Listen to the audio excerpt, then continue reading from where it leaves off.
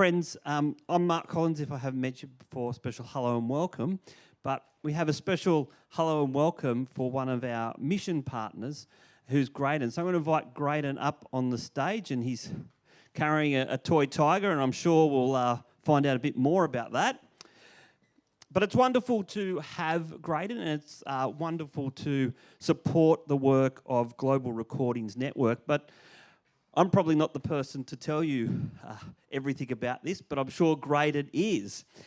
Now, before we get into the GRN type questions, I'm just wondering if you can tell us a little bit more about your family. Sure, always happy to talk about my family, so I have to limit myself, otherwise I'll bore you. I have one wonderful wife, and it's important to say because I lived for 14 years in the Muslim world, so just one wife, she's Wendy.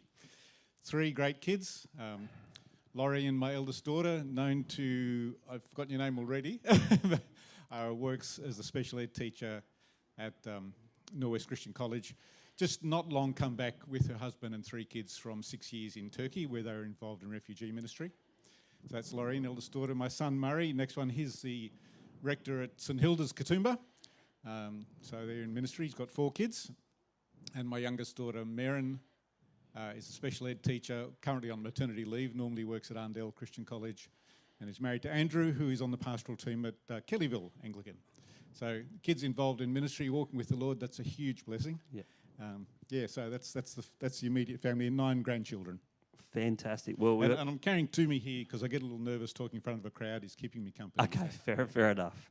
Well, I could talk to Graydon after the service about his 9 grandchildren. Friends, what else? Well, I guess, we really want to know more about Global Recordings Network, and we also want to, understand the different roles that you have performed. And I think, as you said before, this is your 25th year in the organisation. Yeah, I know I'm not as old as I look. You look very young, that's right. So Global Recordings Network, way back was known as Gospel Recordings. For a while was known as Language Recordings. Now for the last 15 years or so as Global Recordings Network worldwide. We're a global network of about 40 offices in different countries, nearly always staffed by local people. So our team in Nigeria, for example, are all Nigerians. Our team in Kenya are Kenyans, and so on. And our goal is to make it possible for everyone to hear the good news of Jesus in the language that speaks best to their heart. So that's not just language in terms of written language, it's sub-variations, dialects, even accent makes a difference to how well we will want to listen, for example, to a recording. And about 80% of the world's population would prefer to listen and watch rather than read. So even if they can read, often audio-visual resources are very important. And so we basically do Bible storytelling. We do record scriptures and sometime other basic messages, make them available through our phone apps, on hard media, whatever process is possible. As a resource to churches, to evangelists, to missionaries, to whoever wants to use them. You can all use them yourselves if you have need. And we've produced in about over 6,000 speech varieties, and there's several thousand still to go so far as we know. It depends a little how you count. So, that's what we do. Well, that's fantastic. My role? Yes. You want me to go into that? Yeah, excellent. Okay. I spent 12 years as Australian director. I know some of you know Christine Platt, who is the current Australian director. When I handed over the role to her, I moved into the role of international director, which I served in for about another 12 years. And in April 1st this year, no April Fool's joke, but on April the 1st, I officially handed over that role to my successor, who's a guy who lives in San Diego, the USA. So I'm still in the process of handing over. He's doing doctoral work, so I'm helping him out while he finishes his doctoral process and comes up to speed on the role. So what am I doing now? Yep, what's your new role? Yes, that's, we'd love to hear about that. I do lots of different things. My main official role with GRN these days is what is called the Global Script Ministries Coordinator, which means I'm responsible for developing content, for helping people to develop content, helping people to adjust content so it's appropriate for the cultural context that they're writing for, helping people to choose good content for their projects, and doing a review of our script library, which has close to 1,000 scripts in, which is way too big and too confusing for most people to use. So that's the official role. I'm running a mentor training course for GRN Australia. That'll start in a few weeks. I'm involved in organising short-term mission for GRN Australia, and I'm planning on taking a team to Pakistan late next year. If anyone's interested, you might like to talk to me. I lived 12 years in Pakistan in a former life when I was with Interserve.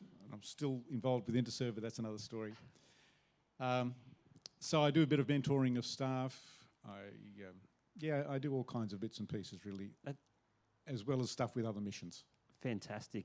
I guess the last question is, how can we support you in this wonderful work? And I guess also in supporting you, we also want to support GRN Australia. So how can we do that? Well, it's probably the standard missionary answer, but prayer is the most important thing you can do.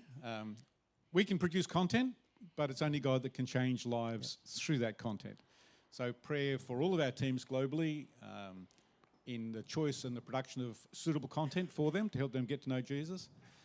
In the Sydney office, we manage most of the information systems and global studio structures. So that's just a lot of responsibility. We need skilled people. We're trying to do development work. So in your prayers, not only praying for the resources in terms of financial resources, but for the people resources to do what we need to do. So just to stay connected, stay interested, and stay in prayer. They're the great things you can do for us. So. Thank you so much, Graydon. And if you want to find out more about GRN, as you walked in the door, I hope you noticed the little stall over here. And obviously, Graydon would be more than happy to answer any of your questions after the service. So please use him while he's here. Can I tell you a little about Tumi while I'm here? Yes, please. Very, very quickly, because Tumi the Tiger, some of you might have heard, he has a little audio player in his belly pouch. And the first language that Tumi learned to speak was Afrikaans, because he's designed as a resource to help traumatised children. And they have been widely used in Southern Africa in Afrikaans language for children who have been the victims of violence in various ways, lost parents, in conflict, drug abuse, AIDS, all the kind of things, lots of violence in Southern Africa. And lots of wonderful stories about kids who've almost shut themselves out from the world because of the trauma they've suffered. The text, the audio that's on the audio files there, just gently introduces himself and builds a connection with the child. And the stories of kids who won't let Tumi go. When they go to sleep, before they wouldn't go to sleep, they would scream or whatever. They're comforted by this toy and by the story that the tiger tells. Tumi has learned to speak Ukrainian and is being widely deployed through children's ministry networks in Ukraine, bringing hope and help to traumatised kids there. And we're preparing Tumi to speak in other languages as well, so it's an ongoing ministry. So come and meet Tumi later if you like. Thanks, Mark.